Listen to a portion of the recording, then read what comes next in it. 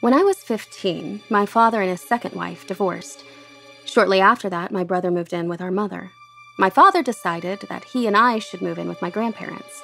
They had just purchased a farmhouse a couple of miles outside city limits, and my dad and I, along with my dog Tanner, moved in. The layout of the house had two of the bedrooms located on one side of the house, off of the family room. The third bedroom was located on the other side of the house, off of the living room. I was given the bedroom off of the living room. From the moment we moved in, I knew we weren't alone. No matter what my family thought, I wasn't the one leaving the water running in the bathroom. I saw him frequently. The first time was within days of us moving in. There was a half wall separating the dining room from the living room. One of the walls of the dining room was a mirror, and you could see the mirror when sitting in the living room.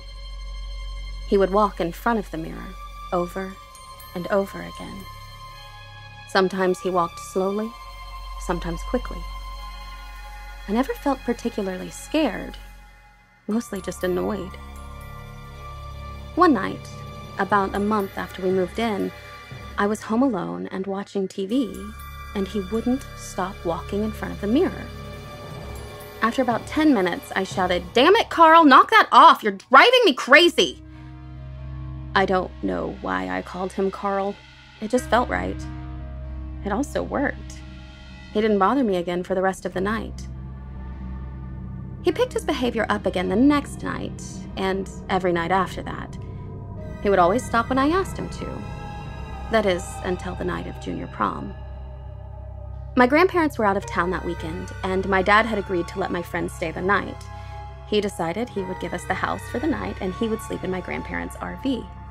After prom, my dad left us alone with the dog, and we stayed up for a couple of hours. If Carl had been there, I didn't notice.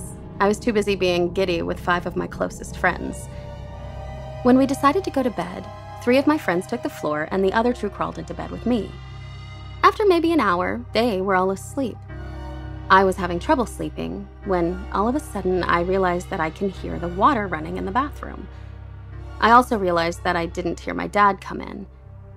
I get up, and Tanner gets up with me. I slowly open the bedroom door, and we slip out.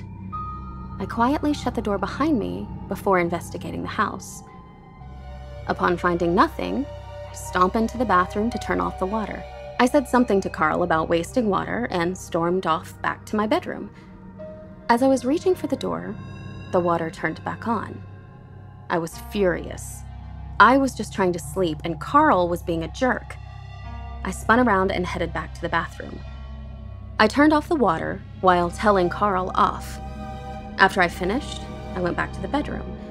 I waited a moment before opening the door just in case he decided to turn the water back on. He didn't, so I opened the door. Tanner walked in ahead of me, and I followed. I crawled back in bed and pulled the covers up when I heard the dog scratch at the door. I was immediately irritated. Why didn't that damn dog ask to go outside before we came back to bed? With an irritated sigh, I sat up. The dog wasn't at the door, but the scratching was still happening. I slowly got out of bed, walked to the door, and opened it. Tanner was waiting outside. My heart was pounding in my chest. He'd come inside with me. I saw him, and yet he wasn't in the room at all. I let the dog in and quietly rushed back to bed. My friends were all still sleeping peacefully, and I longed to join them. As I pulled the covers up, I noticed him. He was a bright orb of light floating near the door. I could feel him watching me. I begged him to go away. In a fearful, quiet whisper, "Please, Carl, stop. Please, you're scaring me." He stayed. For the first time, I was actually scared. Eventually, I rolled over and tried to forget he was there. At some point, I managed to fall asleep. Upon waking up the next morning, I asked all of my friends if they noticed anything. They hadn't. A few days later, he picked up his usual routine of walking in front of the mirror, and it continued every night until I moved out a year later. I never felt comfortable being home alone after that night. I can only assume that the energy of 16 girls made him more active than usual, but I never had another sleepover to find out. Hi! I'm Jamie Markey. And I'm Michael Tatum. And this is Ghoul Intentions. Yay! What a story. Such a good story. Ooh. So creepy. Man, shit can't impersonate your dog. It can't make you think you're... That's rude. That's rude. That's it's next weird. Rude. It's like definitely like Carl is testing boundaries. He's like, yeah. Okay, I'll be respectful at first. Carl, but now man. Carl's like, I think it's time for us to take this relationship to another level. Right. And you're not ready. And it's just weird. And it's like, great. Now, how are we going to be friends? Carl. Yeah, that's creepy. Yeah. That's creepy. Who submitted that? Who's that story from? That was from Mercedes. Such a good Loved story. it. It's so good. Like the running water thing plays into an element of my story today, actually. Our title today is Terror Made Me Cruel, which comes from Wuthering Heights by Emily Bronte, one of the Brontes. They're all about gothic landscapes and dark human passions. I love. Have you ever read Wuthering Heights? I haven't. There's some good movie versions of it. Yeah. Tom Hardy played a really, really good Heathcliff, who's kind of the anti-hero. Right. I think I've seen, I can't remember. Probably. This has been done like 1,000 times. Right. But it's really good. I probably have at some point. Yeah. But it's I love that but quote. it's good. Yeah, that Terror quote is made great. me cruel. And it makes sense. Well, yeah, most people. Yeah. Hey, I'm in the process of trying to train a new puppy. And it's like Brandon, who's really good at this kind of thing. He's like, dogs are usually only aggressive when they're frightened. Yeah, and they're threatened. So they don't just do it to do it. They don't get any pleasure out of being aggressive. They're aggressive because they feel they have to be. Yeah, and you gotta watch for it. You're like, oh, that's true. Not that our puppy is aggressive. He doesn't read aggression. When Genji's had enough, know how. Yeah, he's like, well, we're still playing, right? I'm like, oh, that dog is gonna slap you. Yeah, he's gonna have to get slapped. That's how it works. Oh, he has been several times. Dexter was getting the shit slapped out of him by Leela earlier. It's so funny. Leela, who was blind and 11 pounds, was regulating on 35-pound Dexter. Regulating. I mean, absolutely just owning the house. Just being like, you there, child. Yes. I will fucking eat you alive. But it sounded more like, yeah. And then Genji was like, I need to get on the other side. And Genji, who's the dog tank, he's like the sturdiest of all of them. He's terrified of her. He won't pass her. He will not cross her path. Yeah. Yeah. He learned. He's respect. Yeah. That's respect. He's like, okay, that's the head bitch right there. That's right. We're not going to mess with the head bitch. She always has been. She always has been. And I love it. She just owns it. She doesn't flaunt it. She's like, no, I'm the head bitch. Welcome. That's right. Yeah. Welcome. And that's what Carl was trying to do. He was trying to be head bitch. Mercedes was like, no. Well, okay, baby, just for a little bit, but I'm leaving. So keep that in mind, Carl. I don't know how wise it is to give a ghost a name every time. Every time I've done it, bad things happen, or like the ghost seems to be like, oh, that's my name, fuck you, and then does something to get me back. Well, but when she came up with the name, he listened to her. So maybe, the name was developed. But also, think of it like this. If the ghost isn't named Carl, and odds are that isn't the ghost's real name, right? Then whoever this thing is going to be like, oh, she thinks I'm someone else. I can get away with stuff now. I mean, it's like you're a ghost, you can get away with anything. But I don't know. It's weird. Yeah. It's weird. It was a strange incident of Carl being like, all right, let's see what else I can get away with. Like, it's so like, what's a turning point for a ghost when they go, you know what? I'm tired of you telling me that I can't have a little fun. So now tonight I'm going to fuck with you. Right. I'm going to pretend to be your dog and make you, never feel safe in your home again. Yeah.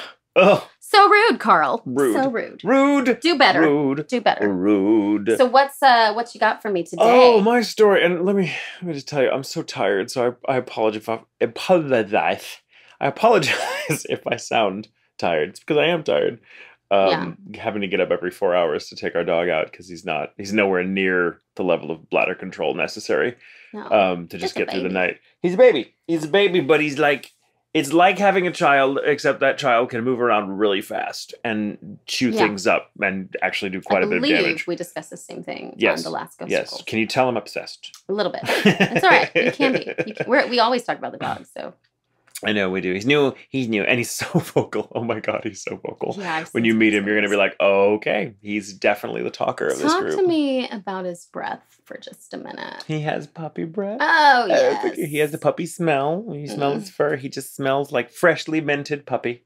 I love it. I love it. Okay. Fresh baked French bulldog. Ugh, yum. And he's super sweet. He's very unlike Genji. When Genji was a puppy, Genji was pretty quiet. He only whined he was real quiet. a little while, and even then, he never yapped. He barked once at a fire poker that was hung in the grate, and I get it. That was it. And he was like, "Wow!" And then that was it. He's not much of a barker, but he's also not terribly focused on people. Like, he doesn't look you in the eye very much. If you have a treat, he'll look at the treat, not at you. And one of the things we try to do with our dogs to train them is to get them to look at us, to be people focused. And so we'll only give them the treat when they finally make eye contact. And it took Genji forever to get that. And Gus seems already there. He's like, oh, okay, I'm going to look you in the eye. And he always wants to know what you're doing. And Genji wants to be near you, but he doesn't want to look at you. Right. He's like, In fact, he'll give you the butt. He's like, I'm in the room with you. Here's my ass. Yes. Boom, plop down. And then warm. that's, Yeah. And, but Gus is very he wants to know what you're doing. And there'll be times when, if he's perfectly out and free and, in the house, but if I'm in the other room, he'll be like, bark, bark, bark, bark, whine. Because he's like, where are you? I can't see you. I don't know where you are. And you're like, okay. That's cute. He is adorable. And it's fun watching Genji get used to him because Genji loves him, but also tolerates him. Yeah. So your story. I shouldn't have started with such a I know. How are you stories about puppies, because this story is dark. I know. The story is really, really dark. I'm gonna just what the musicians call a direct modulation. All right. An unprepared modulation. So this week I happened upon a documentary that's available on Netflix, and it's called Belief: The Possession of Janet Moses. I think I've seen that. Huh? I think I've seen it. Yeah, I not just watched it, but seen it on the Netflix. It's really. It's one of the best documentaries I think I've seen in recent memory, and I watch a lot of documentaries.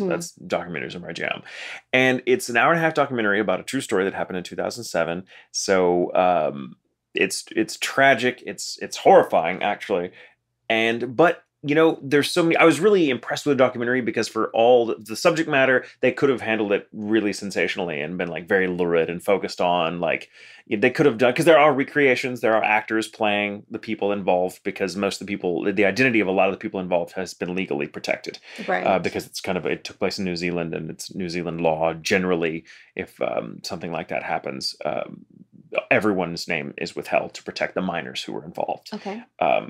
Which I think is wise. So they have actors playing everybody, but they're recreating police depositions and interrogations and things like that. And they're doing a really good job, and they recreate some of the incidents, but they do it very respectfully. It never feels hokey. It never feels hokey or tabloidy. It was really, and it's very sensitive to the issue because it's all about belief. I mean, what happened because these people had a very sincere belief that they were doing the best they could. So, so big shout out to Belief: The Possession of Janet Moses. Definitely watch it. It's about 1.5 hours. It is. I cried more than it's more of a tearjerker than the way they do it. It's more of a tearjerker than a scary. Yeah. Don't get me wrong. There are scary elements to it. So, without further ado, let's do here is the sad and terrifying story of Janet Moses. Yay! Yay! The quiet Wellington suburb was a stranger to this kind of thing. The old woman had died several months prior, but cars lined the street outside her single-story flat. Shoes piled up on the front porch. Loud, garbled prayers from within had been keeping the neighbors on edge for days. The words, "Go with peace and love," chanted again and again by dozens of muffled voices, could be made out above the rhythmic stomping of bare feet, punctuated by a young woman's cries. The eerie cacophony would go on for hours at a time, dying down only after things reached a fevered crescendo. Shaky, exhausted people would step out into the yard for a smoke, hugging each other and sobbing before going back in. Some would take a moment to relieve themselves in the grass, an especially odd detail given that the flat had indoor plumbing. In fact, when police arrived on scene several days later on October 12, 2007, filing past the people inside, most of whom were now either hanging their heads or staring off into space, they noticed the kitchen sink had been left on. Nothing was wrong with the taps, yet enough water had collected to overload the drain and was spilling over the edge in a steady curtain. A hole punched into the linoleum floor to catch the flood hadn't helped much. The carpets were soaked as far as the front door. The soles of the officers' standard-issue boots sluiced across the man-made bog, shuffling toward a small cot in the corner of the living room, around which family members kneeled over the lifeless body of Janet Moses. She lay on the drenched mattress, as if in state, tended there by her anguished uncle and his sons. 4 aunts huddled nearby, weeping. The whole of her extended family who were present were spent with grief. That much was clear. What they'd all been through together the last few days would be enough to break anyone. Janet was proof of this. An autopsy would later show the 22-year-old New Zealander had drowned. Now, to understand the events leading up to her bizarre and troubling death, to say the least, we need to kind of steal a brief glimpse into the Maori religion, which I hope I'm saying that right. It's M-A with an accent over the A, O-R-I. Maori. I looked it up, and I'm probably doing it as close as I can. So forgive me if I'm being disrespectful. I mean no disrespect. That's just the only way I know how to pronounce it. Now, talking about the Maori religion is a tall order because the indigenous Polynesians of New Zealand are notoriously cagey with outsiders, especially on the topic of their spiritual beliefs. The overarching system kind of hails more or less unchanged from their eastern Polynesian homeland and predates European influence by several centuries.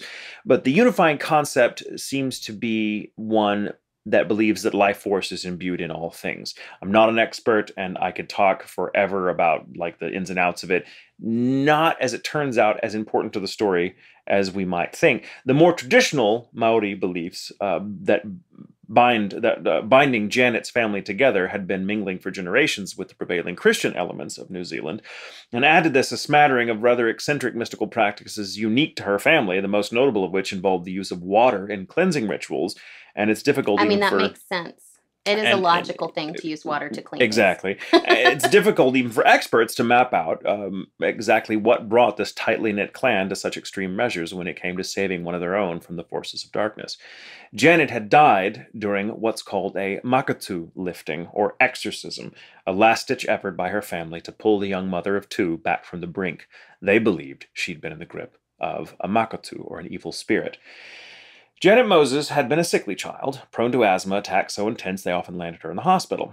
By all accounts, a cheerful, warm-hearted soul dedicated to her maternal family, Janet found strength in being a mom, despite having broken things off with her children's father. Well, she was very young, right? 22 with 2 children? 22 with 2 children, yeah. In the weeks leading up to her fateful exorcism, the relationship between her and the father of her kids had deteriorated to the breaking point.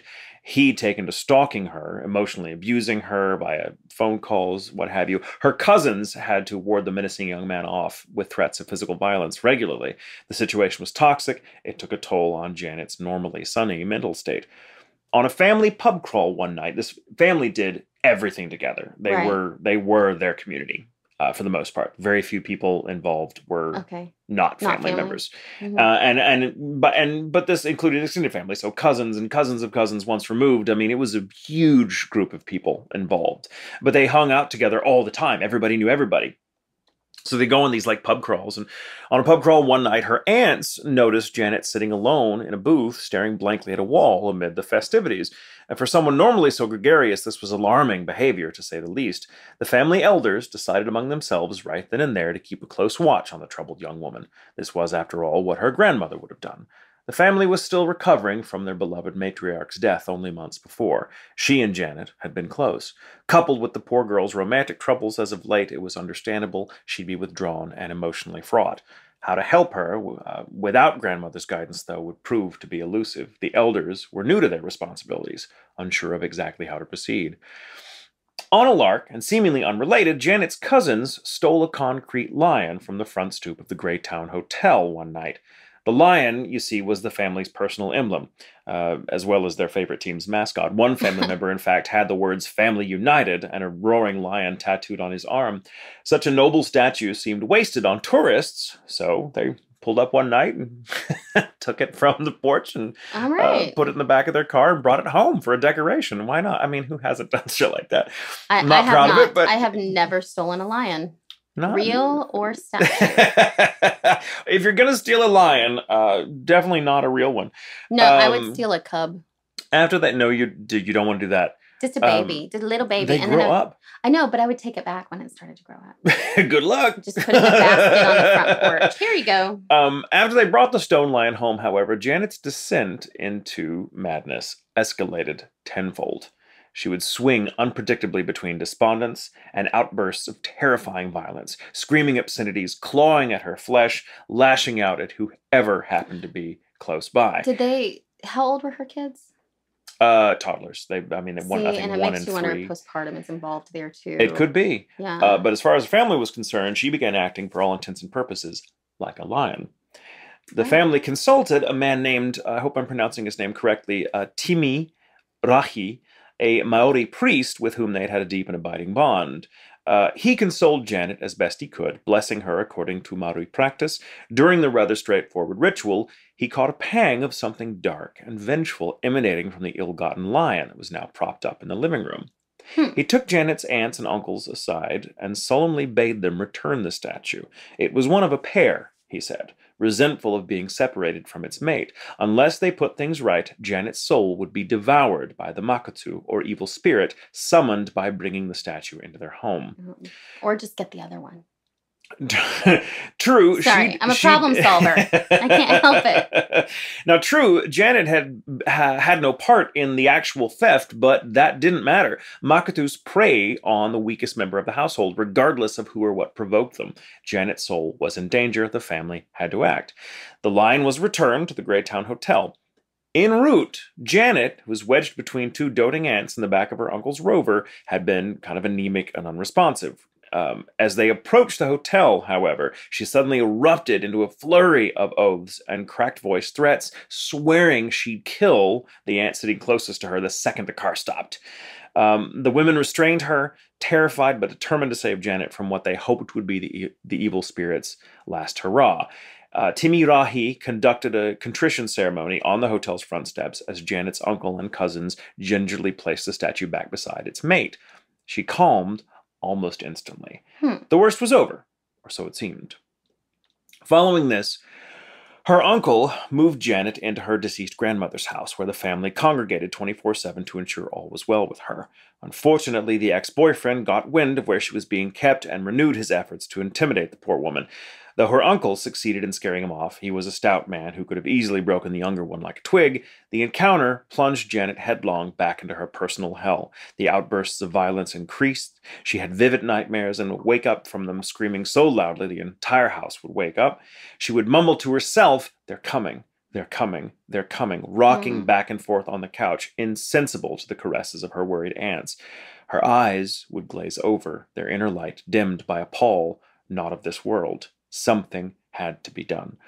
Now, the family's connection to water was an old one. Though not strictly speaking derivative of Maori practice, Janet's grandmother had always insisted on the importance of water in cleansing the body spiritually, particularly where Makatus were concerned. It was decided then the only way to remove this curse was to use water. The family would gather in force and ply the troubled young woman with water for as long as it took to drive out the darkness. For days, her aunts and cousins hovered over her, often having to restrain the girl on the cot while pouring water down her throat. Her uncle and his sons would prop her up in the shower, raining an ice-cold barrage over her clothed body while the family stamped their feet and chanted in unison, "Go with peace and love. Go with peace and love." Sometimes Janet fought them, sometimes she relented, going so far at one point as to say she was willing to die if it meant casting out the Makatu and ridding her family of its evil influence. So prolonged were their efforts, the children, many of them hadn't seen for days, were summoned and brought into the fold. So more and more people were coming over after this had gone on. They're like, go get the kids, bring them over. We're all doing this as a family. The house was full of Janet's extended family, most of whom participated in the ritual without question. No one was allowed to use the restroom for fear of tying up the water supply in a vulnerable moment. People had to either go outside or soil themselves in their clothes where they sat. The kitchen sink was left on, the floor punctured to prevent flooding. An assembly line formed from the faucet to the cot where Janet lay, held down by her aunts. Cups, bowls, anything that could hold water was passed hand to hand down to whomever in a given bout was responsible for pouring it over Janet's face or into her quivering mouth. "Go with peace and love, go with peace and love," they all chanted. Bare feet stomped, children cried. Janet would break free long enough to lift her head and scream. This went on for hours at a time for several days running. Some of the women insisted they could see demons swirling behind their children's eyes and, caught up in the madness, attempted to claw them out. At one point, Janet screamed the Makatu had leapt out of her and was lurking in a corner, ready to pounce and inhabit someone else. The family went batshit. Men grabbed makeshift weapons and swung wildly at nothing, egged on by shrieking women. The scene absolutely beggared belief. Around 8 a.m. on October 12th, Janet stopped breathing. She'd ingested so much water that her brachial sacs ruptured from the foam building up in her lungs. It's what's called passive drowning, I believe. Right. Yeah. No, there's a story about, like, there was a radio station that did, like, a contest if you drink this much water. And so it was, like, a certain amount of time, and it killed the woman who was competing in the contest because she drank you and it can have happen too much of anything, including water. If you're swimming, for example, and you ingest a lot of water, this has happened before. Like, you can respirate some of it, and even though you cough it out, if enough gets in there, it can still damage your brachial sacs and cause you to drown, because the foam that builds up, like from the blood and everything else, eventually will fill your lungs and kill you. And this could happen hours after you choked on the water and thought it was down. It's fucking terrifying. The cleansing continued for quite a while after this, but eventually the family gave poor Janet up for dead. They barely had time to process the gravity of what they'd done before growing absolutely certain the Makatu had moved into Janet's young cousin, a 14-year-old girl who, very much against her will, became the ritual's focus. She might have been drowned too, had it not been for the family's more skeptical members. It was over. They'd killed Janet. This wasn't supposed to have happened. They'd all lost their minds. The Makatu, if it existed, had clearly won. 9 hours after Janet Moses died, from the best of intentions, the police were called. Now, the story sparked a media frenzy all across New Zealand. The trial lasted about a month. Over 100 witnesses were called to the stand, testifying on everything from the character of Janet's family to whether or not the cleansing ritual accorded with actual Maori belief. Experts maintain the clan had improvised, putting their own spin on dimly understood Maori concepts. Many practitioners of the faith came forward to decry their actions, taking pains to separate the scandal from the actual practice of Makatu lifting, as recognized by centuries of tradition. Most of the trial focused on the issue of consent, that is to say, whether or not Janet was a willing participant in the events that ultimately took her life. In the end, her uncle, 4 aunts, and 4 cousins, 9 family members in total, were found guilty of manslaughter. The judge, however, took pity on their misguided love for Janet and commuted all sentences to community service. Janet's paternal grandfather, who was not in any way, the paternal side of the family wasn't involved, came out in support of the defendants, saying, quote, "We've made our peace with them. They didn't know what they were doing. Even though I told them not to go down that road, they chose to do it anyway, and for that mistake, they're going to pay for it for the rest of their lives. I wish them well all the same." As is frequently the case with legal matters in New Zealand, most of those involved in the case have had their names withheld out of respect for the privacy of minors. Right. Though Makatu liftings remain a common practice among Maori people, a coroner's inquest into Janet's death strongly urged families to consult an experienced elder of the faith before taking such matters into their own hands in the future. That's good. And that, in a nutshell, is the story. Her father had driven something like 6 hours to come once he was told what was going on. Yeah. And I think she died while he was en route. Oh so when he came, found that she was dead. Yeah. And I think by that time the police had been called too. So I think they may have called him. I think this came out in the trial that they may have called him after she died. Right. But didn't tell him. Because he drove 6 hours, but she'd been dead 9 hours when they came, whatever. And it was really sad. And what's compelling in the documentary that Netflix put out, which I really cannot stress enough how well made it is, the transcripts from the interrogations and just from the testimony is really compelling, because they were devastated that they'd killed her. They were absolutely devastated. They loved each other. There was a very tight-knit family. And I know for some of us, you know, I know that I mean, I love my family, but I'm not as close. I'm not close enough to them that if they ever, there are a lot of boundaries, you know. Right. I'm not stealing a lion statue for my family. I might do that, but if they thought if they thought there was something wrong with me and they started doing some ritual that they improvised to try to save me, I'd be like, "You're fucking nuts." But you know, it's a different thing. I have a different energy with my family. That's true, but also there's, you know, she was clearly suffering. absolutely something. suffering. And it sounds like, I mean, she's at the right age, early 20s for schizophrenia to present itself, like late teens, early 20s. That's usually where that comes into play. And then also if she's having postpartum depression and she has all of this, stress, there's just breaks that people have. It just happens, and that's several psychiatrists, I guess, were called to the stand to witness to give testimony and said, like, yeah, she had all the signs of a psychotic break. She was having a psychotic breakdown. And the only tools that her family had to interpret what they were going through was their belief, which ironically was kind of a belief all their own. Like none of them were particularly well versed in actual Maori practice. They just they had their own, which is how most people. That defines the relationship most people have to their faith. It's very true. Personal. You may you're clear on certain rules, the core principles maybe, but if asked to like save your Christian, and it's not very many people could quote the Bible freely. And that's not a criticism. That's just an observation. Most people don't have the time to be as well versed in their faith as the people whose job it is to be well versed in their faith. And so I can think of it's nothing to do with Maori. I could see people of the Jewish faith or the Christian faith or any number of other faiths going, you know what, water, let's do that. That seems, it's sense. Their own kind of tradition that seems within the larger umbrella of their faith to totally match up, but actually wasn't doing anything. That's not part of the practice. And it's so tragic because these people had the best of intentions. They were like, this is what we know to do to help you. And here's another thing to consider. It might have helped her had it not killed her. Because there are many psychiatrists who will argue, like, if you can cure someone within the context of their faith, if you can kind of play to that, I don't want to call it a delusion because that implies that all faith is delusion, and that's not what I mean to say. But if someone has a very strong belief that there is a demon inside of them, but they're having a psychotic break, some psychiatrists have argued, I think very successfully, that if you play into that illusion and like go through an exorcism, you can actually help the person heal themselves. And I think an example of that working in this case is when they restored the lion, right? She was instantly better because there's part of it too that, her reference is her family.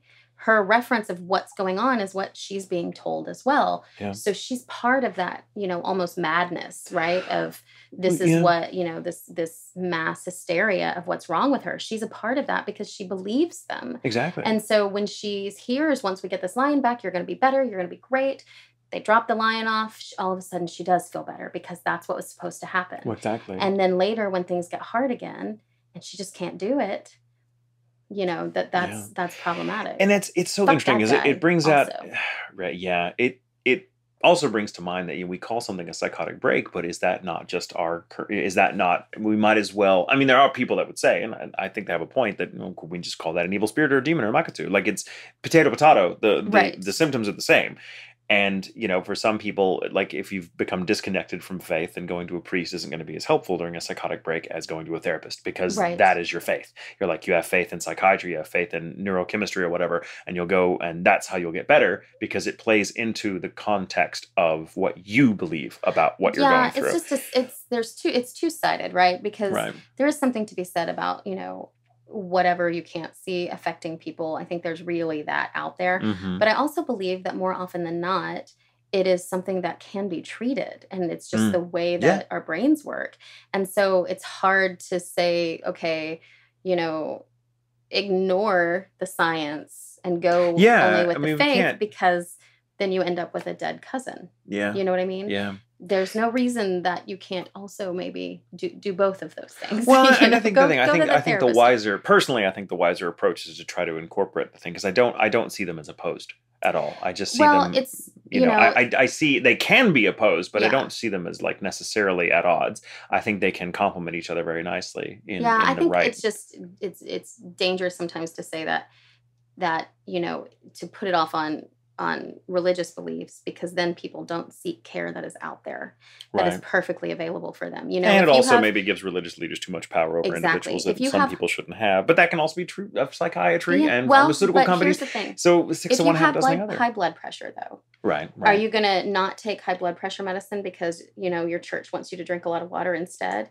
That seems ridiculous. Yeah, that's a good point. So you would take that high blood pressure medicine. Whereas if you have something wrong with your brain that you can take something to balance that chemical imbalance, studies that have shown it, Yeah, generally the pharmaceutical company is ready to take all of our money, but some of these drugs really work. And if you would take it for your heart, if you would take it for your stomach, if you would take it for diabetes, then take it for your brain. Fix that shit. There's no reason not to. And then let your religion, take part I forget the author. I can't remember his name, but he wrote a book called The Noonday Demon, which is all about depression and his battle with depression. It's a really exhaustive study of what we know about depression and interspersed with his own experience of it.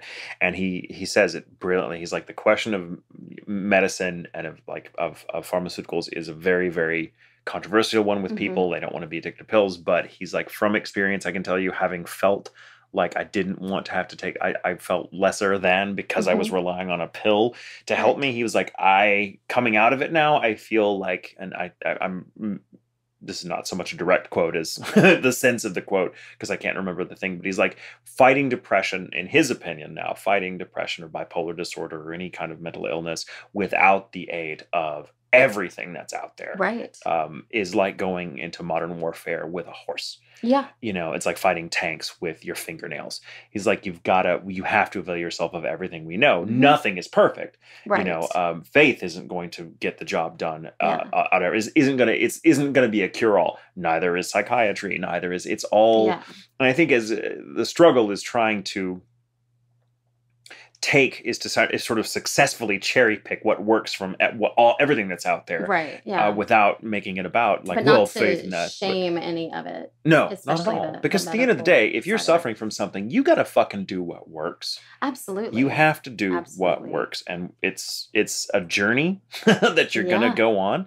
But there's no reason to just shun something because someone thinks, well, that goes against what I think is right. Fuck that, Yeah, if I could take a pill every day that would give me all of the energy in the world until I went to bed, I would do that shit. If I could take a pill every day that would let me eat whatever I wanted without having to worry about any, weight. I mean, imagine 1,000 years ago, someone going, God, if there was something I could put on my teeth every day to make it less likely that they'd fall out of my face painfully. Oh my gosh, I would do it every day. I would do that every day. Twice a day, even. And now it's almost nonsensical to think of anyone out there now going, oh, I don't brush my teeth because it's unnatural. Right. And I'm sure there are people that believe that. I don't have fun with that, but no, thank you. I'm going to brush my teeth. Science is a thing. Mm-hmm. Yes, it is. It absolutely is. And by no means am I suggesting that science is. But I think the point of view a lot of people have is like, well, why is science any different than faith? Which is not a very philosophical sound argument because it's saying because basically it amounts to you're both wrong. Right. Not always the subtlest of fingers. Global warming is a real thing. Just because you believe it's not doesn't mean it's not going to. Right. So that's a difference between science and faith. That's true. But that's the thing is you can have both, but I think there's so many that try to discount each other, like especially from the religious side. You can't believe in science if you also believe, Yeah, it's become a clubhouse. Because here's the thing: if God invented everything, they invented science. So it's also ignoring the fact that in the early days, like the churches were actually pretty supportive. Most of the major discoveries were made by men of the cloth or women of the cloth, or hired by them to do it. It was just it's a whole weird. It's a far more subtle. It's a far subtler battle culturally than people, I think, realize. But all of which is it's tragic in this case that it happened the way it did. But man, it's just like if they had imagine, I think, and of course, hindsight is always 20/20, but imagine if they'd had access to a psychiatrist that could be like, I can play to your belief so that you can, I can help her and you can help her, but it's like, do your ritual. Right. But maybe don't use the water like that. Do this, do something. Because, ritual is an important part of any healing process, I believe, even if it is the ritual of, getting up every morning and taking a pill. Right. Because that can, I know that personally when I, I'm sick and, this is such a minor example, but if I'm sick and I'm taking like a Z-Pak or an antibiotic, I begin to feel better after I've seen my doctor because I know I've done what I can. I'm not You're on the right path. I'm on the right path, even if, for all intents and purposes, like you put me under a microscope, I'm still just as sick as I was before I went. But my mental state is important. Like if you then you have faith that you're going to get better. Exactly. Yeah, right. So but imagine like if those powers were combined, if you had the psychiatrists, and with armed with modern medicine, but kind of put in the context of a ritual that spoke to kind of a deeper spiritual need that this family recognized, then she might have had. They might have been successful in helping her and strengthening their bonds with each other, and at the very least not killing her accidentally. Yeah, you would have thought one of those members of the family would have reached out to the religious leaders. One. Well, they did, but at some point, like they reached out to the guy that did the contrition ritual of the stone lion. But I think there is such a and they go into a little more detail about it in the documentary, obviously. But they talk about how this family just felt like, well, this is our problem. We need to do this. And this is what grandmother would have done. Right. And because grandmother was so recently dead and she was the celebrated matriarch and they were kind of lost without her, I think this was just as much about helping Janet as it was about dealing with their own grief at the loss of their matriarch. Yeah. And so I guess, and this is just my own interpretation, but maybe they felt like involving an outsider, even if they were a priest, still not family, involving an outsider might have been an insult to grandma's memory that they weren't ready to consider. It's just so sad. It's so sad, and it's a fascinating and tragic study in the power and the misuse of the power of belief. Yeah. Whew. Yeah. Man, I need a drink. No shit. I believe in modest amounts of alcohol. That's right. Let's do that and come back, and then I'll tell my spooky stories. Yeah, okay. Let's get spooky. Right. Okay, better, yeah. Better. We're refreshed. I'm refreshed, crisp and clean, cleared, cleansed, not with water. God no. But with aquavitae. See. Okay, so my story, what I wanted to do was kind of start to do some haunted highways, because I'm always fascinated by people. It's very common for people to see a spirit or something on a highway. Mm-hmm. You hear about it all the time. And it's an old trope. Right. So I wanted to see haunted highways and haunted, situations. And there's so many different haunted highways. I might do a series and just start doing some haunted highways. But we'll call it Haunted Mapsco. Oh, that's fun. No one will know what a Mapsco is. Right. Google Haunts. So Google Haunted Earth, anyway, it doesn't matter. Ways. In haunted ways. Woo, ways. But one of the roads that always came up in all of the lists, and it's very common, is Archer Avenue, just outside of Chicago, Illinois. Ooh, okay. Yes. So the people I used online, thousands and thousands and thousands of people, but specifically ghostresearch.org, Ranker, Michael Clean, Haunted Chicago by Tom Ogden, hauntedhouses.com, hauntedDetective.com, Haunted Chicago. So there's there's a whole lot of information specifically about one case, but there is a lot to this road. Okay. Awesome. I can't wait. Yeah, it's good. The 7.5-mile stretch of Archer Avenue between Resurrection Cemetery and St. James Sag Church might possibly be one of the most haunted areas in all of the Chicago area and is often considered the most haunted road in America. That 7.5-mile stretch. If you go further, there's more haunts, but that particular stretch is extremely fucking haunted. Very concentrated there. Yes. The road weaves its way through forests, lakes, and multiple graveyards. And it seems all of those locations have their own spooky stories. Ooh. So, Archer follows the Des Plaines River. Des Plaines? Des Plaines? Is that how you say it? I don't know. I want to say the Blanc. Des Plaines? Des Plaines River, south of 55, and is technically Illinois 171, or the 171 if you're from LA. The 295-45 junction runs right through it to give people an idea where it is. Resurrection Cemetery is a bit southwest of Midway Airport. Oh, I so want to visit the cemetery. I've heard stories about it. I've driven by it before. Really... Oh, you've been driven by it? And then I got too scared, so we left.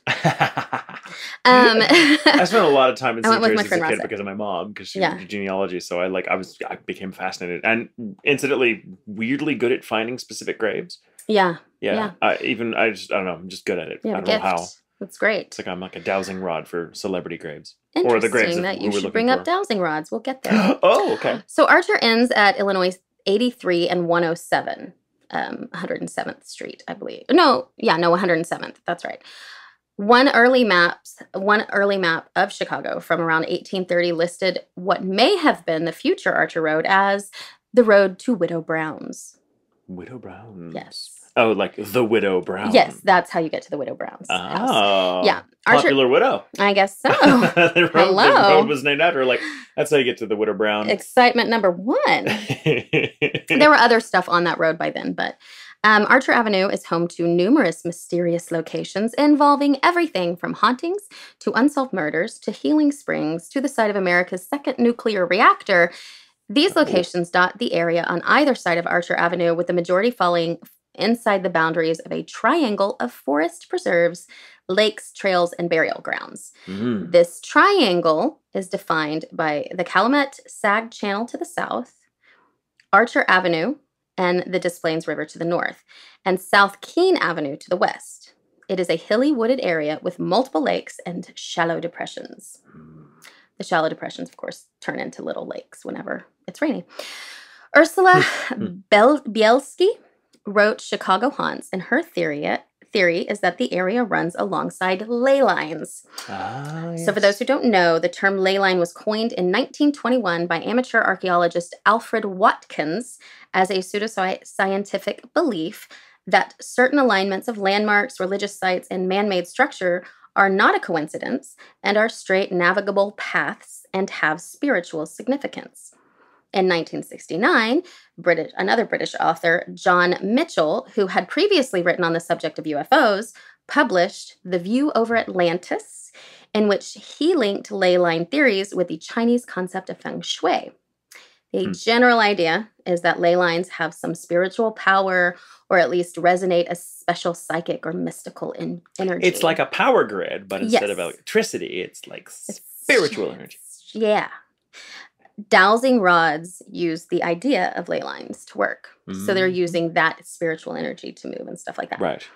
Watkins thought ley lines were simple pathways that had been used for trade or ceremonial purpose, very ancient in origin. He did not think that they were necessarily supernatural. That was Michael, who added the mystical element to the term. Ursula Bielski, who wrote the book, believes that ley lines around Archer attract paranormal activity. Of course, the Native American aspect has to be included, but that is in regards to the ley lines, not a burial ground that's trying to take revenge on white people. So that's good. Not that white people wouldn't have it coming, but... that trope, thankfully, I have not found. This section of Archer is said to be an old Native American trail, although what I've read is that it's most likely one, nothing definitive. However, it follows a river, a major river, so it's not hard to believe tribes would use that particular route. When you consider the Illinois Central Rail was built in the area, as was the Chicago Sanitary and Ship Canal, it's not hard to imagine the location as a major conduit for Native American trade. Right. So, that's a little bit about the trail, the road itself. Now we get into the areas and their respective hauntings. 7.5 mile patch of haunt. Of nothing but haunts. Yeah. Okay. We'll start at the southern end, which is St. James Church and Graveyard at Sag Bridge. Sag Bridge. SAG. So a lot of times they'll call it St. James Sag Church or St. James at Sag, St. James -Sag. But it's like the word sag, like SAG. Yeah. Why is it called Sag Bridge? I didn't look that shit up. I wouldn't want to cross a bridge that's called Maybe it Sag used to Bridge. be an old saggy bridge, and now it's not. But that's weird. I'm just it wondering. was on the road to maybe it's some my Widow Browns or whatever. Then the Widow Sag. And the Widow Sag. It's like she got screwed for names. Yeah, maybe they took that road instead of taking the Sag Bridge. This is the road to the Saggy Widow. Oh, So poor sad. Donovan. The sad, saggy widow. So St. James sits at the tip of a ridge, which incidentally makes an excellent observation point. In fact, the French used it as an observation point in the 1700s, I believe, maybe 1600s and 1700s, I think, because they settled the area. Yeah. And at first, that space was a fort, a French fort. So I didn't know that. Yeah, it's one of the higher points, and so you can see. I thought we were further north than that. Down. That's really cool. Yeah, yeah. So burials began there officially around 1834. Officially. Yeah. There most likely were burials before then. I mean, it was a fort. That's how cemeteries came into be. Like, this is where we've been collecting our dead bodies for like, a few generations. We might as well start calling it a cemetery. Right. Which is funny because it's some people call it the St. James Church and Cemetery, but it's a graveyard. So, because it's connected to the church, right? Yeah, so, Anyway, most locals know this church and graveyard as Monk's Castle. Ooh, which we'll get into in a second. Sounds ominous. Interestingly, at St. James Graveyard, your social class did not matter. A poor man could spend eternity besides... Let me say that again. A poor man could spend eternity beside a millionaire. Everyone is equal in the eyes of God. This was the only churchyard of its kind in the world at the time and may still be. And St. James accepts burials to this day. Wow. From what I understand. Cool. So I like that. Read another one that poor, y'all rot in the goddamn ground. That's right. Which is really cool when you think about it. Because it used to be sectioned off. The closer you were to the church, the more money you had, the more important you were. Yeah. And then, if you were poor, you were lucky to be buried at the church at all because you couldn't afford it. Why do dead people want to check real estate trends? Like, I know. I don't know what the property value of my grave Well, and down. Suicides would have to be in a certain portion. Yeah, and that's still true in some places. So, anyway, in 1858, two gentlemen, James Murphy and John Sullivan, those are very, very general names. James Murphy and John Sullivan. I feel like they have beers together. Like they created a brewery together or something. Yeah. They granted fight crime. Right. Something. They write operas. Something. They granted the Right Acre graveyard to the church.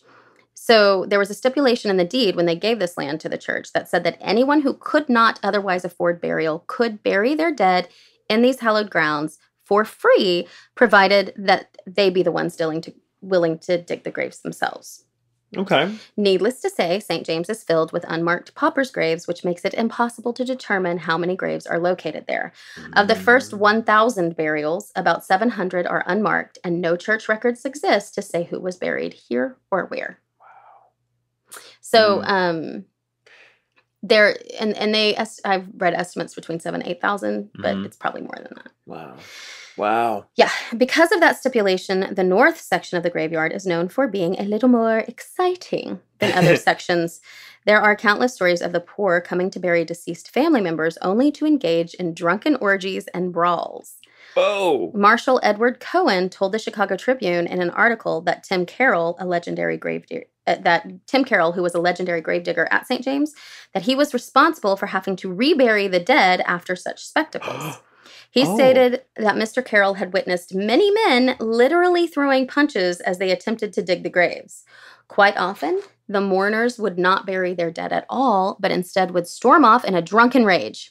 In these cases, Mr. Carroll had the task of burying the abandoned remains himself and without extra compensation. Most of the paupers' graves had to be exhumed and reburied, sometimes in old graves, because people would only dig these graves 2 feet deep.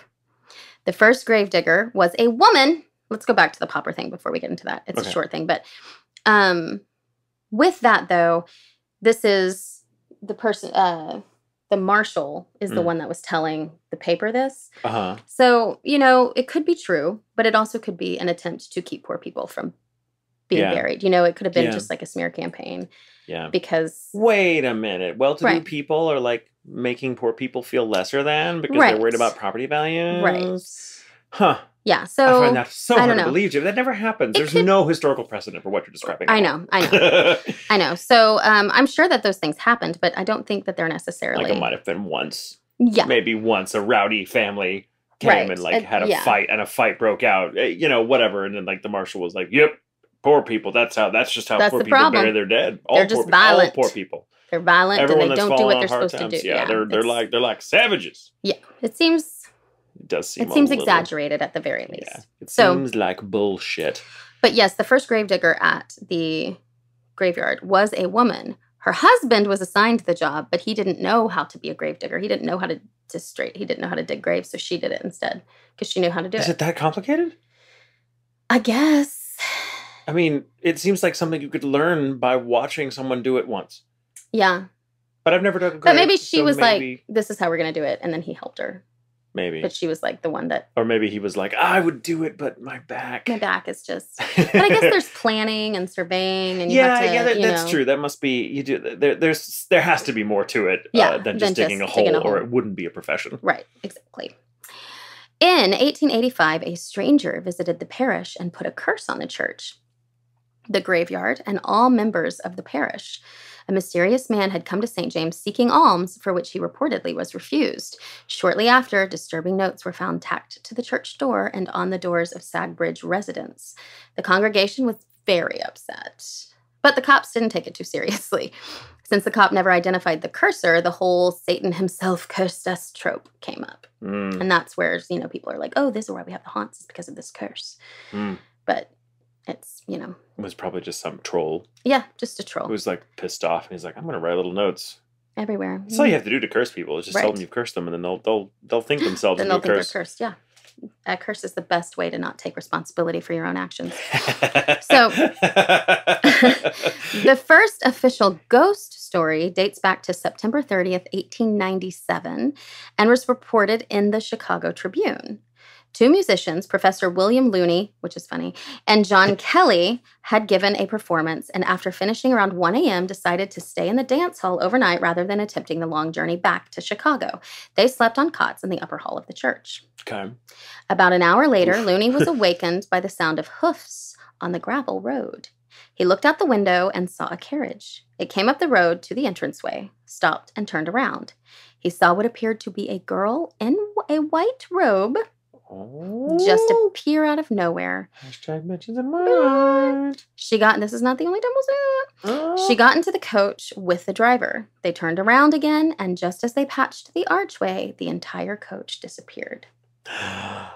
I'm such a sucker for disappearing coaches. I know. I love it. It's such a great, image. Visual. Yeah. Yes. Oh, I love phantom coaches. So it was said that the ghosts were those of a young assistant to the priest and a young housekeeper at the rectory who fell in love in the early 1880s.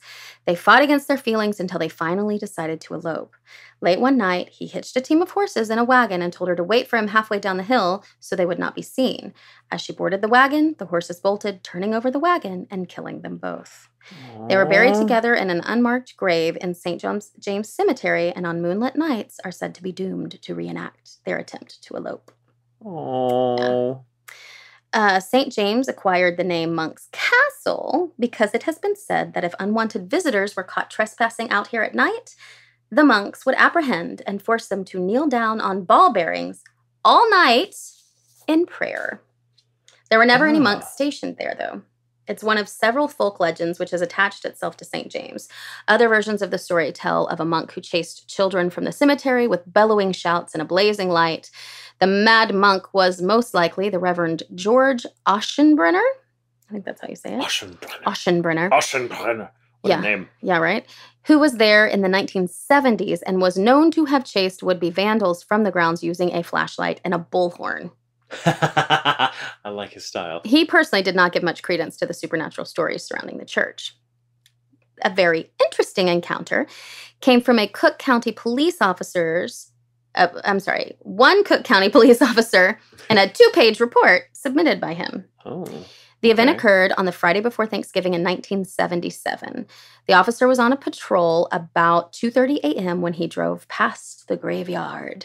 As he looked through the open gates, he observed 8 or 9 hooded figures dressed in monk-like habit. I can't speak. There's nothing I can say. You're doing great. Thank you.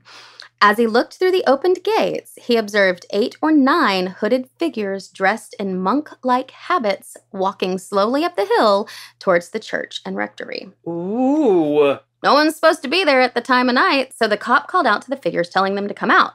The figures ignored the fuck out of him, though, and just continued to walk up to the top of the hill. He then grabbed his shotgun from the car, called for backup, and began to go after them, stumbling in the dark over tombstones and the unleveled ground. Oh. The group of strange figures, however, had no trouble at all.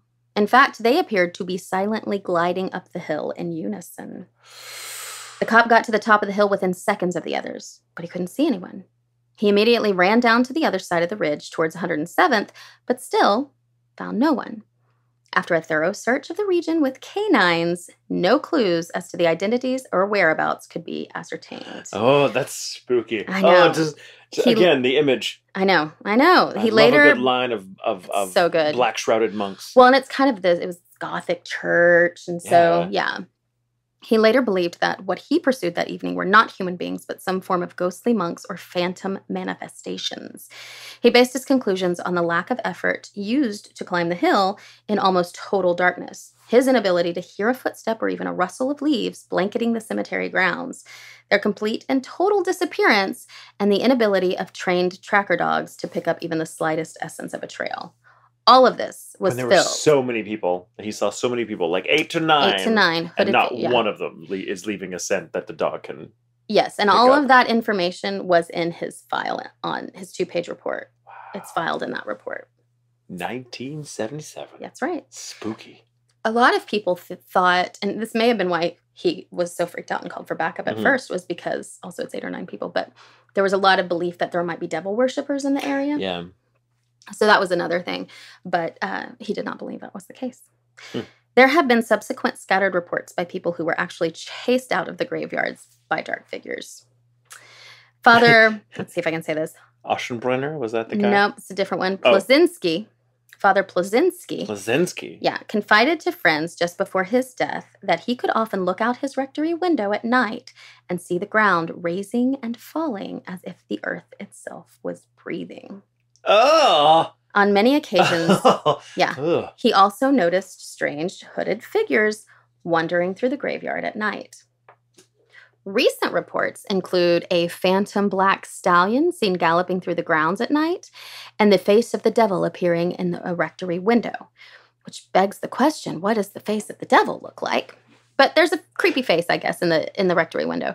The large statue located at the top of the hill has been seen to move or change positions from time to time, and isolated reports of ghost lights bobbing among the tombstones exist. Yes. The most current phenomena reported are strange floral scents, which are smelled in the dead of winter when there's nothing to be floral about.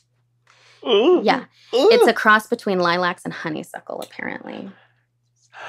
Yeah. Oh. Sounds like it smells amazing. Yeah, it sounds delicious. Can I get those oils? Sounds very relaxing. Okay, so when you go for the little further up, you come to Maple Lake. Maple Lake is a hotspot in the Archer Avenue Triangle and is known for paranormal energy. The area has been frequented by cults, been the site of black magic rituals, and a 17-year-old girl was found in the lake.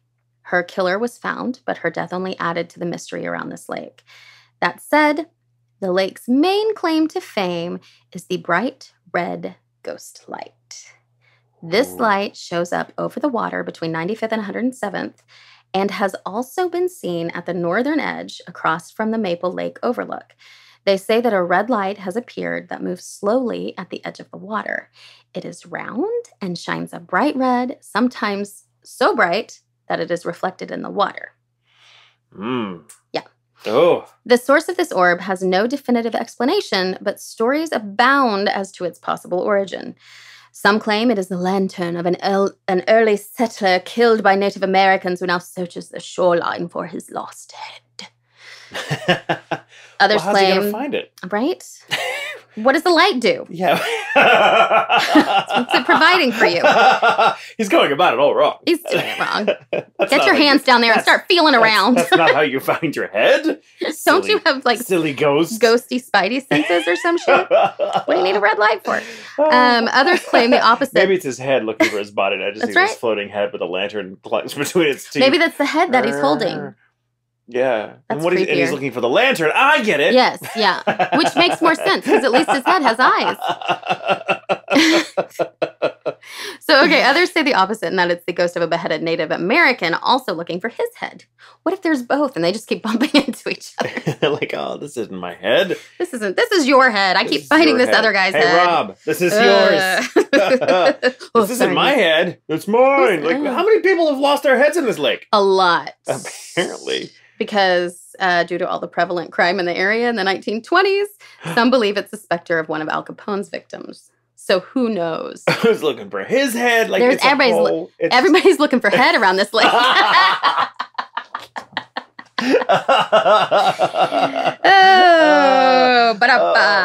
great. Okay, moving on. I mean, it does sound like a red light district. Red light special. This one's way more fun. Okay. Yes, we needed this. I need the little pick me up. Just people looking for their heads. Right, yeah. Fairmount Willow Hills Memorial Park. It's a mouthful. It is. It's Fairmount Willow Hills Memorial Park. Okay, the eeriness of this cemetery comes not only from the rumors of the dead roaming among the tombs, but also from the oppressive clock tower situated on a hill near the entrance. Ooh. Shadowy figures are seen sloping across the park's hills, one of which may be the ghost of a woman who was found brutally murdered on the cemetery grounds. Oh. There's a lot of women that are murdered in this section. A phantom face has also been seen peering from behind a window in the clock tower. More infamous is the bizarre harpsichord music. Anyway, that music is heard bleeding out of the park's white mausoleum. It is not the color white. It's like the name white mausoleum. Most often heard at dusk, the music is especially baffling considering the interior of the white mausoleum is completely filled in with concrete. Weird. Yeah, it's hard to play harpsichord when covered in concrete. How does sound even travel? Right. I mean, it makes no sense. This is a bit... And mausoleums don't usually have musical instruments in them. Not normally. But I mean, who knows? Right. It's just a pocket. Just a tiny little pocket. A little pocket with a little harpsichord. A little Schroeder in there. Just Schroeder, yeah. a little Schroeder's cat. Schrodinger's cat. Yeah. I was thinking of Schroeder, the piano playing peanut. It's a Schrodinger's cat named Schroeder. Who plays the harpsichord. So we got to worry about copyright. Right. Yeah. Not in our movie. We don't. Okay. Although the White's crypt was destroyed by a fire in 2003, some say strains of the haunted melody can still be heard lingering in the air. It probably sounds a lot like that fire truck. Okay. Bethania Cemetery. Bethania? Bethania. You're looking at me like I know these things, and I really don't know. Bethania. Betania.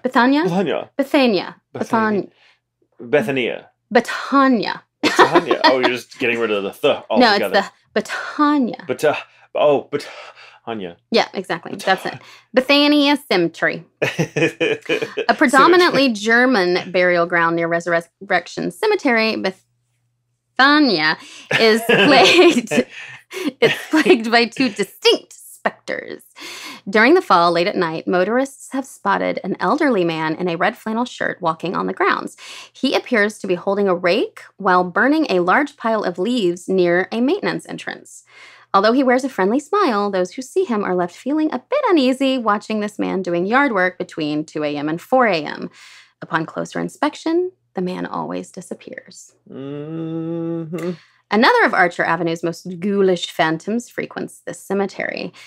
This one's creepy. Okay. A man completely covered in blood has been witnessed leaping onto the roadway while frantically waving a flashlight as though flagging down help. Cars that stop to assist report the man returns back down the embankment towards the cemetery fence before vanishing. One driver says he was driven off the road by the blood-soaked ghost when blinded by his flashlight. How did that ghost die? I don't know. Oh, that's terrifying. Yeah, so creepy. And then the guy that's run off the road, all I can think is like, can you imagine being run off the road by the guy soaked in blood? And then you're like, crap, I'm stuck in a ditch. Where'd this motherfucker go? Yeah, and why is he covered in blood? And what do I have to look forward to now? I don't like any of it. Oh, everything. I love it as long as it's not happening to me. Okay, the Irish Legend Pub and Restaurant. Wow. This place is said to have been They're like, little bit. We're going to call ourselves Well, they've changed their name. To the... Well, because it really is an Irish legend. So this place is said to have been one of Al Capone's speakeasies during his reign. Known as O'Henry's Roadhouse at the time, it served as a speakeasy and brothel with a basement used for interrogations, slaughter, and burial of Capone's enemies. Hashtag fuck a basement. Right? We've had this episode has everything. This is just like it's loaded. It's like a season of Lost. Yeah. Abortions were performed in a small room on the second floor for sex workers in the establishment. The walls contained hidden compartments to hide gangsters, and there were underground tunnels for escape routes. Wow. So yeah, it is kind of a legend. Yeah, okay, fair. I take it back. Yeah, it's not arrogant, it's accurate. Now it's just known as the Irish legend. The Irish legend. One known man during the 1920s and 30s was the hapless bartender who fell in love with one of the sex workers who was also wanted by a pretty ruthless and cold-hearted gangster. Gangrenous gangster. Boo, we don't like him. He stinks. It sounds like he's mean. He is. The gangster, here's how you know. The gangster broke the bartender's neck, killing him as the bartender came down the basement steps to get supplies stored there. The gangster then beat the sex worker, and it's believed both were buried in the dirt basement. Oh. It's sad. What an asshole. He is. The gangster's the worst. So people get a lot of uneasy feelings in this place, especially, surprise, surprise, in the basement. A shadow man has been seen going up the stairs amongst other shadowy figures. But the most shocking specter is that of what could have been the sex worker killed by that piece of shit gangster. People have reported the pulverized face of a sex worker that is sometimes seen in a bathroom mirror. The same woman once appeared in front of the building's owner and informed him of how much she appreciated the renovations that were taking place. Polarized? What do you mean polarized? Like beaten. Oh, pulverized. Yeah, I thought you said polarized. I'm like, what does that mean? Oh, pulverized. Pulverized. Sorry, I maybe glossed over it. That's fine. No, pulverized. Oh, God, pulverized, that's terrifying. Yeah. Let me just say it again so we really get the... No. Yeah, it was bad. Sightings surrounding the establishment include men fleeing through the woods, corpses being carried off, and the sounds of gunshots and screams. Some visitors claim to feel as though they are being intently watched by something just beyond the trees. Side note, it's just beyond the trees. There absolutely is something watching you. It's the woods. Speaking of the woods, Archer Woods. Archer Woods. Inside the Archer Woods Cemetery is supposedly a quite notorious ghost. A sobbing woman clad in white. Hashtag bitches in white. Number 2. Frighteningly known as the Wailing Woman. It is believed this woman roams the ground in eternal heartache, crying for the untimely loss of her beloved child. Because her cries are so loud and because she brings with her such a strong presence of sorrow, she has earned the name Broken Heart by some folklorists and paranormal enthusiasts. Aww. And the Wailing Woman is not all. Many have reported seeing the spectral image of an ominous black hearse with no driver pulled by a team of wild, devilish horses riding in her wake. As far back as 1897, the image of a woman in white with a ghostly black carriage pulled along behind her was reportedly seen at St. James Sag, just a few miles southwest of Archer Woods. Yeah, it's another carriage, right? It's another, okay. It's a different carriage. Different carriage. Some have claimed that the spirit of Resurrection Mary has been seen in the hearse and that this procession is actually ushering her soul to the other side. It just makes me think of Darby O'Gill and the Little People. Oh, yeah. Like when the death hearse or the death carriage comes for him, It's like Darby O'Gill. That used to fucking terrify me as a kid. I think it's why I'm fascinated with ghostly carriages. Yeah. I mean, it's not it. So okay. Speaking of Resurrection Mary, I have done a lot of research on Resurrection Mary. Yeah. We do not have time to get into it because there's so much to go over. So I'm bringing Resurrection Mary. I'm resurrecting her. You bring her back next week. Yes. And then so next week I'm going to go over Resurrection Mary. So we'll get the rest of it because that does deserve its own. Yes. And so I was like, we'll start south and work our way up north and end at Resurrection. And then there was so much stuff. I was like, there's no way I can get all of this in there. So Resurrection Mary is it's great. It's great. And there's so many other cemeteries in in Chicago, too, that are just crazy haunted. Yeah. So, but Resurrection Mary next week. Okay. Okay. So. All right. I'll hold you to that. Let me turn that page. Okay. So back to the hearse thing. Okay. Right. The phantom hearse is sometimes seen without horses as well. And it always tears up and down Archer Road and sometimes through both Archer Wood Cemetery and St. John's.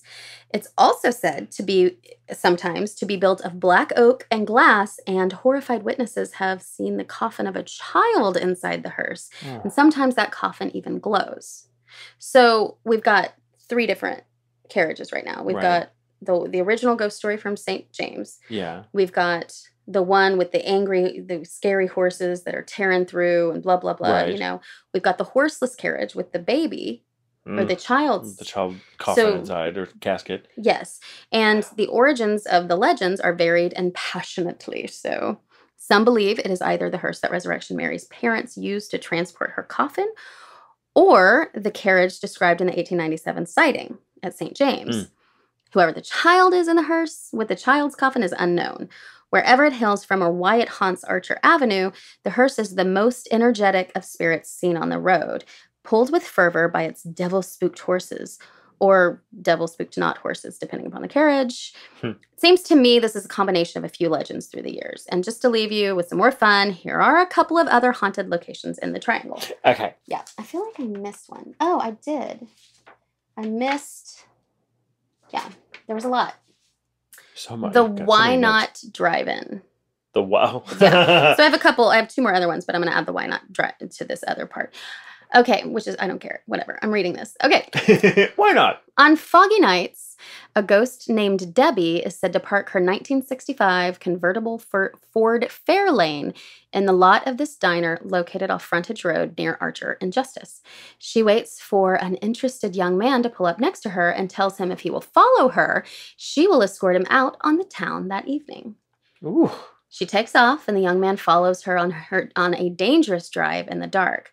No matter how fast he goes, he cannot seem to catch up until he drives into thick fog or mist where he last saw the car. It's almost like, yeah. I love it. There's so many stories that revolve around like disappearing conveyances. Yes, vanishing spirits. Yeah. And so it kind of makes you think, does it all start from one thing? And then, the folklore, it goes from there, especially with the woman in white. Is that shared? But as we'll see with Resurrection Mary, she looks different than these other women. Mm-hmm. She's wearing a different white dress. But we'll talk about that next week. That's fascinating. The intersection of 95 and Keene, a couple miles south of Resurrection Cemetery, where phantom horses and riders show up regularly. Okay, before there was a stop sign there, it was very hard for drivers to see anyone on horseback, so several people have been killed over the years riding their horses at that intersection. It's still a very popular place for horse riders to ride. Oh, okay. Yeah. The stop sign is sometimes covered by branches, but several times those branches will be broken off by hand, not a saw. Broken off by hand. Like the next day, someone will be there, and the next day it's been broken off by hand, the branches, but the branch will have been 10 feet in the air. Wow. Okay. So how does somebody, and why would they not? Why just use like a saw then? Right. Interesting. It's Bigfoot. Let's just add Bigfoot in here too. He's very nice to do this. He's tired of horses getting killed at that intersection. Right. But it's pretty regular that people see horses that disappear and people on horses that disappear and just same thing, vanish right in front of them. Wow. Yeah. And then last but certainly not least is German Church Road. It's north of the river across from Willow Springs Wood. Okay, this is dark. Okay. The bodies of 2 missing teen sisters were found dumped on this road 25 days after they were reported missing in the winter of 1925. They had gone together to see an Elvis Presley movie for like the 10th time. What year was this? It says 1925. That's not right. It might be 1950. It was 1950 something. Probably 1950, maybe 1952. In the 50s. I don't know why I wrote that, but it's I was like 1925. Wow. Sorry about that. It's probably 1952. Yeah, it was probably 1952. So they were supposed to be home by like 11. By 2:30, they didn't show. The mom called, couldn't find them, didn't know anything. 25 days later, they were found. Can you fucking imagine being those parents? Awful. And like one of they had a different sibling that had passed away before. Oh, it was just really God. harsh. And they were found, both of them were naked, face down, like stacked on top of each other, like perpendicular, I guess. And based upon the autopsy, they had no idea what happened. They had no idea how they were killed. And the food, they still had the same food they ate that night in their stomachs. So they think they must have been killed very quickly. And perhaps because of the winter, there was snow. Just preserved them. Yeah. And so they never found out what happened. Never, to these girls. Or how they died or anything. So they didn't even know. I mean, they must have been murdered because yes, someone put them they like were that, definitely murdered. They couldn't tell how they didn't know they how. died? Yeah, they had no idea how. That's weird. At first, they thought, well, maybe they had been left out and died of exposure. But it's not like they were in the middle of nowhere. They could have gone to a road, not far. Or maybe they had been incapacitated. Maybe they were incapacitated. Yeah, unless they were drugged or something and left out. Left to freeze. And there's a lot to this story, so that could have been another podcast entirely. We might have to revisit this one. Yeah, their killer. Yeah, the killer was never found. It's always been a mystery. There's even like a Facebook page that's trying to solve it, and some people think it can be solved. They think it's very solvable. So they're still trying to get this solved. But since that happened, people have heard a phantom car drive by, and then they will hear the sound of 2 thuds. Oh. Yeah. Oh, and there's nothing out there.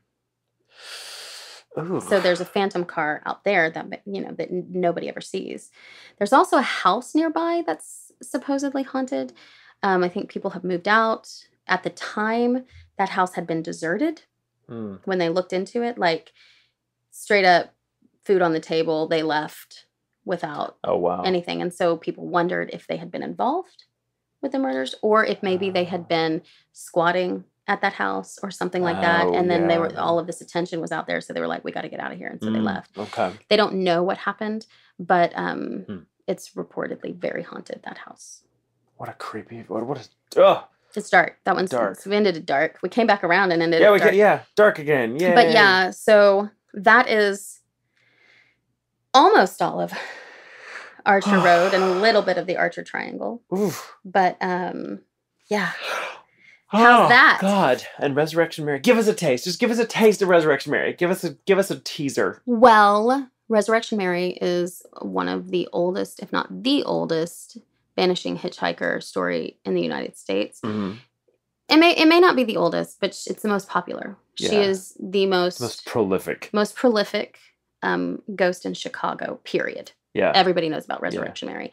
And then she's one of the most prolific vanishing ghosts. Like, there's so many sightings of her. So there have been so many sightings of her. She's the ghost that will, when somebody comes, she'll be outside of a dance hall or a club or something like that. Mm-hmm. First reported story, he met her outside. She went in and danced with him, and she was pretty quiet, a little cool to the touch. Blonde woman in a nice, pretty red or white dress, right? Mm-hmm. And that's your other white dress. Right, the other white dress. And they danced all night, and he asked if she needed a ride home, and she said yes, and that she lived off of Damon Street. Mm-hmm. And as they were going, though, she directed him towards Resurrection Cemetery. And when they got there, I don't know if it's this story, she either disappeared once, someone, it might have been this guy too. He said, "Where are you going?" And she's like, "Where I'm going, you can't follow." And she got out and she disappeared into the gates of Resurrection Cemetery. Oh. So it is that story of the woman who needs a ride home. Yeah. And who disappears before. And he goes to the cemetery. Yeah. Yeah. God, I love it. I can't wait. I can't wait. So that's it. It's more about all of the different versions of the stories throughout the years, a lot of them at least, who she may have been, why she may have been certain people, and the other, because she's so popular, there's a lot of information on her, and it's finding out who she might have actually been. It's very exciting. I can't wait. I wish we could have talked for, I know, but that's okay. We saved it's all right. It gives us something to talk about. Gives our listeners, dead and undead alike. And if you have any of stories about... Dead and alive. I shouldn't say dead and undead. Right. That's different. Dead, undead, or alive. Right. If you have any stories about Resurrection Mary or anything like that, please send them to us. Yes, please. It'd be great to add to... Phantom Hitchhikers are the best. Yeah. Yeah, anything they're like terrifying. That. Love it. Oh, thank you, Jamie. Oh, that was problem. great. Thank you for your story. It's messing with my mind. I know, right? Yeah. Mine thoroughly messed with. Right. But thanks. I appreciate it. Oh, it was great. Great job. Great job. As you were talking, I got lower and lower in the chair until I'm practically I know, down you're laying here, down. So I'm sorry if I sound really distant. It's because the story literally flattened me. It did. It was a lot. It was just slam ghost story, slam ghost story, slam ghost story. It was a ghost story slam. Yeah, it was. It was. But yeah, and thank you everyone for listening. Of course, we appreciate you. And check out the website, coolintentions.com. It has all the shit on there. All the things. Do you have anything exciting to add? No. Next time, hopefully, I'll be a little more awake. Yeah. Because hopefully by then, Gus, our little French bulldog, will be more potty trained than he is currently. Yeah. Have a little more bladder control. Yeah, hopefully. And sphincter control. And be quieter. I don't know. Probably not. So it might be a few weeks, guys, before I'm back to my normal self. You were great. Don't you doubt yourself. Thank you. I feel like a ghost right now. We'll tell you what, you can go home and go to sleep. How about that? God, for like a couple hours. At least. That's good. Yeah, well, thank you guys again. And remember, it's okay to sleep with the lights on.